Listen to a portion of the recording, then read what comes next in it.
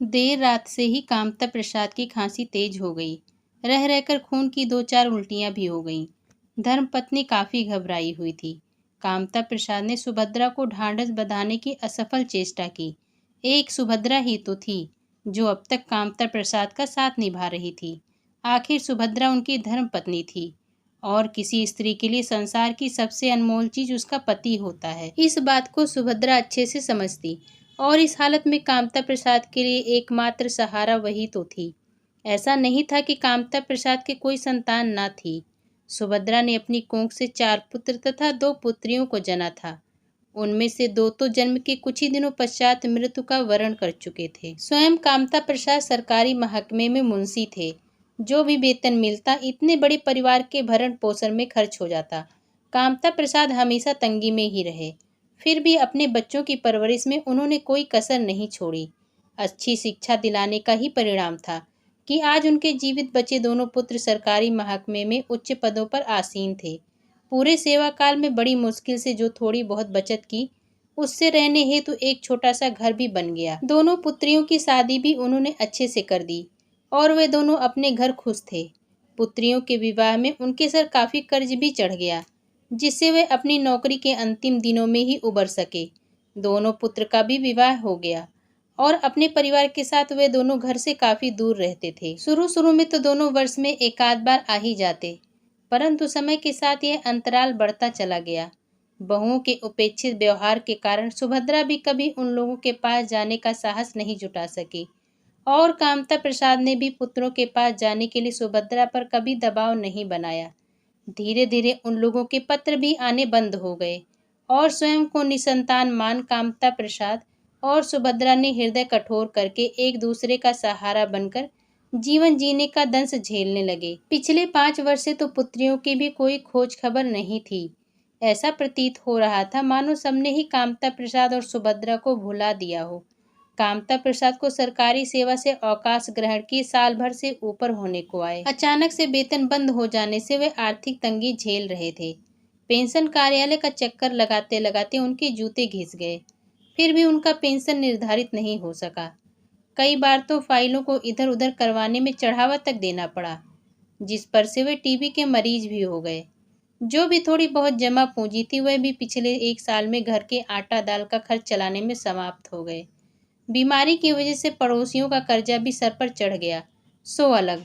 इतनी तंगी में भी उन्होंने कभी अपने बच्चों से आर्थिक मदद लेने का प्रयास नहीं किया। वह विचार करते, वह जिसने इतने दिनों में अपने लाचार बूढ़े माँ बाप की तनिक भी सुधि नहीं ली, वैसे नालायक बच्चों से आर्थिक मदद लेने की बात सोचना भी बेईमानी होगी। क्या पता कहीं इनकार ही न कर दे। इससे तो अच्छा है कि अभाव में ही स्वाभिमान के साथ जीवन का त्याग कर दिया जाए।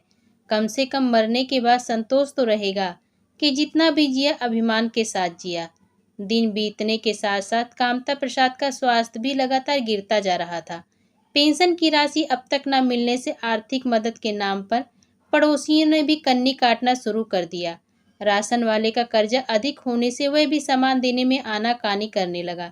मगर पेट की भूख और सुभद्रा के स्याह पड़ चुके चेहरे को याद करके वह अपमान का घूंट पीकर रह जाते। उनकी बेबसी ने सुभद्रा को समय पूर्व ही वृद्ध बना दिया। स्वयं के विवाह के समय सुभद्रा के लालिमा युक्त सुर्ख चेहरे को याद करके और वर्तमान में सुभद्रा के स्याह पड़ चुके चेहरे को देखकर वह अंदर तक पीड़ा से भर जाते। मगर बेचारे करते भी क्या। सुबह तक जाकर कामता प्रसाद सामान्य हो पाए। आज एक बार फिर से वे पेंशन कार्यालय इस उम्मीद से गए कि अधिकारियों को शायद उनकी हालत पर दया आ जाए और उनकी पेंशन राशि का भुगतान हो जाए। उम्मीद के मुताबिक ही पेंशन कार्यालय की स्थिति थी। यंत्र तंत्र धूल बिखरे पड़े थे और कोई भी कर्मचारी ठीक से अपना काम नहीं कर रहा था। दोपहर तक वे फाइल लेकर इस टेबल से उस टेबल भटकते रहे। थकान और कमजोरी की वजह से वे ठीक से खड़े भी नहीं हो पा रहे थे। निराश और हताश एक बेंच पर वे जाकर बैठ गए। मन ही मन व्यवस्था के बारे में विचार करने लगे। एक समय ऐसा भी था जब वे नौकरी में थे, तब कितनी ईमानदारी से काम होता था और आज ये आलम है कि अपना ही पैसा प्राप्त करने के लिए कितने पापड़ बेलने पड़ रहे हैं। इससे तो अच्छा होता कि सरकार इस व्यवस्था को ही बंद कर देती। कम से कम रिटायरमेंट के बाद किसी पेंशन का आसरा तो नहीं होता। लोग बुढ़ापे के सहारे के लिए पूर्व से ही कोई न कोई व्यवस्था ही कर लेते, और भी न जाने क्या क्या सोचते रहे कामता प्रसाद। उन्होंने महसूस किया कि कोई उनकी बगल में आकर बैठ रहा है।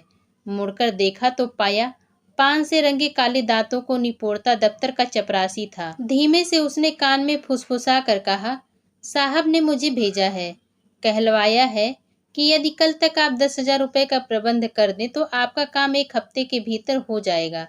कहने के साथ ही एक बार फिर वह अपने दांत निपोड़ने लगा। उसे देखकर कामता प्रसाद अंदर तक घृणा से भर उठे।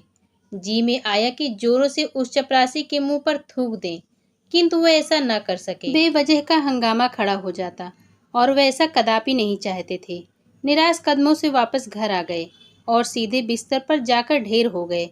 1 गिलास पानी और 1 कप चाय लेकर सुभद्रा उनके पास आई। धीमे से कामता प्रसाद के हाथ में पानी का गिलास थमा कर पूछा, आज तो काम हो गया ना, अब तो फिर से दोबारा नहीं जाना पड़ेगा। एक बारगी तो कामता प्रसाद के मन में आया कि वह सुभद्रा से बोल दें कि काम हो गया है, ना कहकर क्यों बेचारी का दिल दुखाया जाए, किंतु सुभद्रा के सम्मुख वे झूठ न बोल सके। उनकी ओर मुखातिब होकर उन्होंने कहा, नहीं, 10,000 रिश्वत मांग रहे हैं, तब जाकर काम करेंगे। क्या उन्हें नहीं मालूम कि हम फूटी कौड़ी के लिए भी तरस रहे हैं? पैसों के अभाव में जरूरी दवाई तक नहीं खरीद पा रहे तो उन्हें रिश्वत कहाँ से देंगे? कहने के साथ ही कामता प्रसाद चुप हो गए। इसके बाद दोनों के मध्य मौन ही रहा। कामता प्रसाद ने गौर किया कि सुभद्रा शाम में कहीं बाहर गई है, शायद जरूरत का कोई सामान लेने गई होगी। ऐसा सोच उन्होंने सुभद्रा को टोकना उचित नहीं समझा। सुबह होने को आई। कामता प्रसाद अब तक अलसाए छत को घूर रहे थे। सुभद्रा की आवाज ने उनकी तंद्रा भंग की। पूछ रही थी, क्या पेंशन कार्यालय नहीं जाएंगे? उन्होंने तो आज ही बुलाया है ना। क्यों मजाक करती हो सुभद्रा? 10,000 होंगे तो जाऊंगा ना, और तुम तो जानती हो कि हमारे पास कुछ भी नहीं। कातर स्वर में कामता प्रसाद ने कहा, आपके पास नहीं है तो क्या हुआ, मेरे पास तो हैं। मैं आपकी पत्नी हूँ और मेरे पास जो भी है वह आपका ही तो है। कहने के साथ सुभद्रा ने 10,000 रुपये की गड्डी कामता प्रसाद के हाथ पर रख दी। कामता प्रसाद अवाक से सुभद्रा का मुंह ताकते रह गए। उन्हें समझते देर न लगी। कल शाम जरूर अपने गहने बेचकर सुभद्रा ये पैसे लाई है। अपनी बेबसी पर वह तड़प उठे। उन्होंने सुभद्रा से कहा, ये मुझसे नहीं होगा। किसी स्त्री के लिए उसके आभूषण बड़े कीमती होते हैं, और ये मुझसे कतई नहीं होगा कि मैं तुम्हारे आभूषण बेचकर रिश्वत की भेंट चढ़ाऊं। बेशक किसी स्त्री के लिए उसके आभूषण बड़े कीमती होते हैं, किंतु पति से ज़्यादा नहीं। एक स्त्री के लिए उसकी पति की क्या अहमियत होती है, ये आप नहीं समझ सकते। आप फिक्र ना करें और शीघ्र जाकर काम करवा लें। ईश्वर ने चाहा तो ऐसे बहुत सारे गहने फिर से आ जाएंगे, और वैसे भी इस उम्र में इन आभूषणों की मेरे लिए क्या उपयोगिता रह गई है। दृढ़ स्वर में सुभद्रा ने कहा तो कामता प्रसाद इनकार न कर सके। कांपते हाथों से उन्होंने नोटों का बंडल उठाया और जाकर उस चपरासी के मुंह पर दे मारा। नोटों का बंडल लेते समय उस चपरासी के मुंह पर एक विजयी मुस्कान उभर आई, और अब भी वह अपनी खीसें निपोड़ रहा था। कामता प्रसाद अपमान का घूंट पीकर रह गए। बोझिल कदमों से वापस घर आ गए। घर में घुसने से पूर्व पांव उनका साथ नहीं दे रहे थे। सुभद्रा ने दरवाजा खोला। सुभद्रा के प्रश्नवाचक नजरों का सामना करने की शक्ति उनमें शेष नहीं थी, और वे सीधे अपने कमरे में जाकर बिस्तर पर धंस गए। धीरे धीरे समय बीतता रहा। पेंशन की राशि के भुगतान का कहीं पता नहीं था। आर्थिक मजबूरी के कारण कामता प्रसाद की दवाइयां बंद थीं, और दिन ब दिन उनका स्वास्थ्य गिरता ही जा रहा था। कमजोरी इतनी हो गई कि बिस्तर से उठना तक मुश्किल हो गया। वह तो सुभद्रा ही थी जो रात दिन उनकी सेवा में लगी रहती और चेहरे पर तनिक भी परेशानी का भाव नहीं आने देती। सुभद्रा के कारण ही तो वे अब तक जीवित थे। सुभद्रा के कभी बाहर चले जाने पर बिस्तर पर पड़े पड़े ही वे काफी देर तक रोते रहते, किंतु सुभद्रा के सम्मुख अपने आंसू बहाकर उसे दुखी करना नहीं चाहते। आज शाम से ही उनकी स्थिति बिगड़ती चली गई। शुरू में तो वे काफी देर तक खांसते रहे, और फिर देर रात तक खून की उल्टियां भी हो गईं। एक तो रात का समय, उस पर से सुभद्रा घर में अकेली। कामता प्रसाद के सिरहाने बैठ सुभद्रा धीरे धीरे उनके सर पर अपना हाथ फेरते हुए सुबह होने का इंतजार करने लगी, ताकि डॉक्टर की मदद ली जा सके। सोचते सोचते न जाने कब सुभद्रा की आंख लग गई, और धीरे धीरे कामता प्रसाद का शरीर शांत होता चला गया। चिड़ियों के चहचहाने की आवाज ने सुभद्रा को नींद से जगाया। वह हड़बड़ाकर उठ बैठी और कुछ पूछने के लिए कामता प्रसाद को हिलाया तो उनका शरीर एक ओर लुढ़क गया। उनका शरीर ठंडा था और उनके प्राण पखेरु कब उड़ चुके थे। कांपते हाथों से सुभद्रा ने उनके नेत्र बंद किए और पछाड़ खाकर गिर पड़ी। धीरे धीरे पड़ोसियों की भीड़ बढ़ती चली गई। किसी पड़ोसी ने अपना पुनीत कर्तव्य समझकर दोनों पुत्र और पुत्रियों को फोन पर सूचना दे दी। शाम तक वे सब भी अंतिम संस्कार में शरीक होने पहुंच गए। एक बारगी सुभद्रा के मन में आया कि वह बच्चों से कह दे कि वह यहाँ से चले जाएं, अब क्या करने आए हैं। किंतु सामाजिक रीति रिवाज और कायदे कानून को याद करके सुभद्रा ऐसा ना कर सकी। वह तो जैसे जड़ हो गई थी। कामता प्रसाद का अंतिम संस्कार करने के बाद सब वापस आ गए। समाज के सारे प्रतिष्ठित व्यक्ति वहां मौजूद थे और ब्राह्मण भोज आदि देने पर विचार कर रहे थे। कोई पूरी बिरादरी तो कोई पूरे गांव को भोज देने की सलाह दे रहा था।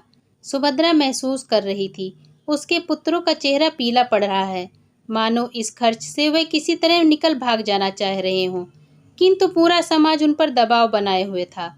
उसी समय वहां पर डाकिया आया और सुभद्रा के हाथ में एक लिफाफा थमा दिया। लिफाफा खोलते ही उसने एक गहरी सांस ली और वहां इकट्ठी भीड़ की समस्या का भी समाधान हो गया।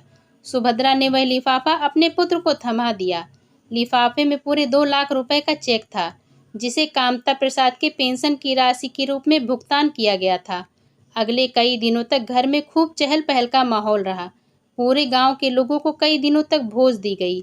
सबने छक कर खाया और कामता प्रसाद की जय जयकार करते रहे। उनके पुत्रों का कद भी समाज में ऊंचा हो गया और वे स्वयं को गौरवान्वित महसूस करने लगे। मन ही मन वे अपने पिता के प्रति कृतज्ञ हो गए और उन्हें धन्यवाद दे रहे थे कि मरते मरते पिताजी कुछ ऐसा काम कर गए जिसके कारण आज वे समाज में खूब सम्मान पा रहे थे। सुभद्रा विचार कर रही थी, रिटायरमेंट की पेंशन की राशि ने कामता प्रसाद को क्या सुख दिया। अंतिम समय तक तो वे पाई पाई के लिए तरसते रहे और फिर एक दिन दवा और इलाज के अभाव में मृत्यु का वरण कर लिया। आज इन पैसों का उपयोग करने के लिए वे इस संसार में ही नहीं हैं।